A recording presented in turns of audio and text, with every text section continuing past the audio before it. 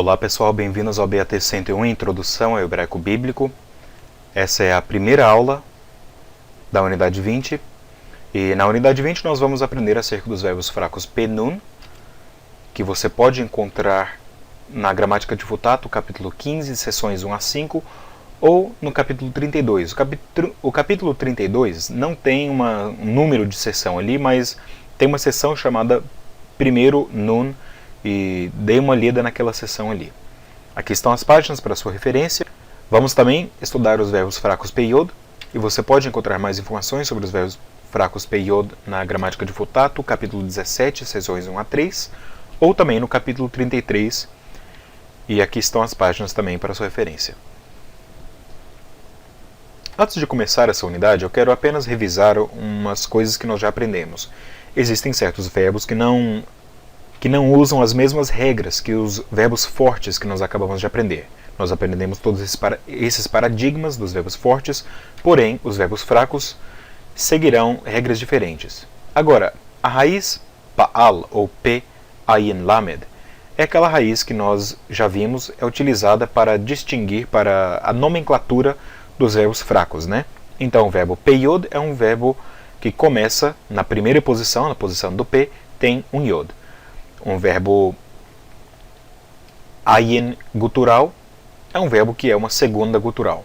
E assim vai. Um verbo lamed he é um verbo que termina com o re. Agora, nessa unidade, nós vamos focalizar no penun e no peyod. Porém, antes de começar com a unidade, eu quero revisar o que nós já aprendemos acerca de dois outros verbos fracos. Primeiro, nós vamos ver os verbos pe-alef. Os verbos pe-alef seguem o seguinte padrão. O tipo 1 seguirá aquele padrão do verbo primeiro gutural. Na próxima unidade, nós vamos aprender sobre os verbos primeiro guturais. Porém, nós também aprendemos acerca dos verbos pe-alef tipo 2. E o tipo 2 terá o quê?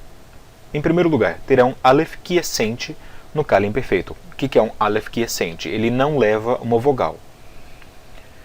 Terá também a vogal holem com o prefixo da conjugação imperfeita. Em vez de ter aquela vogal hirek, ele terá a vogal holem.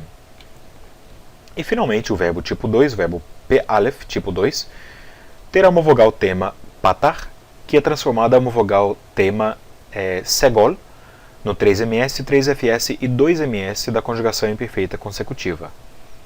Tá bom? Então, por exemplo, quando eu tenho o verbo alef mem resh, se eu adicionar aqui um holem e aqui um patar, o que eu tenho? Eu tenho, na verdade, o kala imperfeito, um cs. Não é? Por quê? Porque aquele alef quiescente na primeira pessoa vai desaparecer e vai ceder o seu lugar, então, ao alef, que é o prefixo da conjugação, kala imperfeito, na primeira pessoa, né, do singular. Agora nós teremos também aquela vogal holem com o prefixo, aqui está, e teremos a vogal patar, que é a vogal tema. Porém, se eu escrever o 3ms da conjugação imperfeita, ele será escrito dessa forma, yomal. Agora, se eu escrever o imperfeito consecutivo do 3ms, ele será escrito vayomel em vez de vayomal. Mais uma vez, isso é apenas uma revisão. E eu quero mostrar agora também, fazer uma revisão dos verbos lamed he.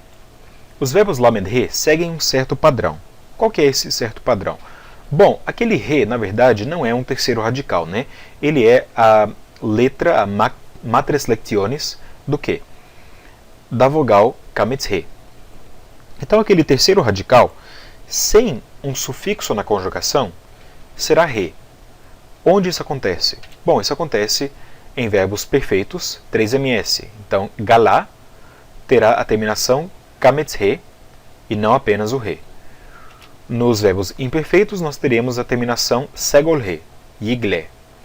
E nos verbos imperativos, nós teremos a terminação tserehe.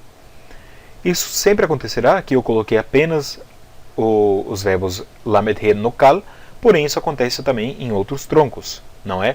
O tronco nifal também terá uma terminação kametz he no 3ms. Por quê? Porque a conjugação não tem um sufixo no 3ms e sem esse sufixo da conjugação, a terminação dos verbos lamed he será sempre um re, ou com kametz, ou com segol, ou com tsere, dependendo da conjugação. Agora, se a forma verbal tiver um sufixo da conjugação, e aquele sufixo for um sufixo consonantal, a terminação, aquele terceiro radical, será um iod vocálico. Como assim? Por exemplo, nos troncos kal, piel, hifil e hitpael, nós teremos aquele iod vocálico hirek iod. Por exemplo, higlita. Higlita vem de galá também, porém é o hifil perfeito, segunda pessoa masculina do singular. Higlita, então, como ele tem aquele sufixo consonantal, isto é, um sufixo tav aqui, a terminação será hirek yod. Agora, essa terminação pode também ser uma terminação tsere yod nos troncos nifal, pual e rofal. Então aqui, por exemplo, no tronco nifal, nós temos a forma nigleita. Nigleita, mais uma vez, 2ms, perfeito, tem aquele sufixo consonantal. Aquele sufixo consonantal será precedido, então, por um iod vocálico, em vez de ter aquele re que nós esperaríamos ver aqui se o verbo fosse um verbo forte. E, finalmente, nós teremos também a vogal segol iod nas formas femininas plurais da conjugação imperfeita em qualquer tronco. Agora, se o sufixo da conjugação for um sufixo vocálico, o re desaparecerá.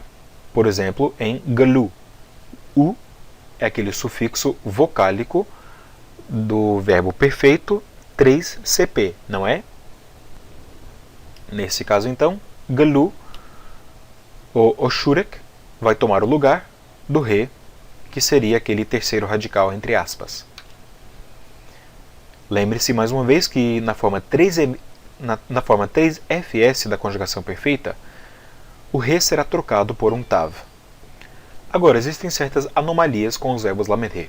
Quais são essas? Em primeiro lugar, nós vemos a apócope, que acontece com verbos imperfeitos consecutivos e com os verbos jussivos. O que é a apócope? O terceiro radical desaparece e o acento é deslocado para o prefixo da conjugação. Por exemplo, então, em vayigel, ou yigel, se ele fosse um verbo jussivo. Teremos também aquela terminação rolem vav tav para os verbos infinitivos construto, em vez de ter o terceiro radical aqui. E também para o kal particípio passivo nós teremos a terminação yod. Então o yod realmente toma o lugar como se ele fosse aquele terceiro radical, e a forma que nós veremos, por exemplo, no particípio passivo masculino plural de galá será galuyim. Bom, pessoal, realmente era isso que eu queria ver com vocês, uma revisão do que nós já aprendemos, também para te preparar a pensar em verbos fracos, como sendo verbos que, mesmo que eles não seguem aquela forma que nós já aprendemos dos verbos fortes, ainda assim seguirão uma certa forma que é própria àquele tipo de verbo. Então agora nós vamos aprender quais são as regras individuais dos verbos peyod e penun, tá bom? Vamos então para a próxima aula, que será a aula de vocabulário da unidade 20. Shalom!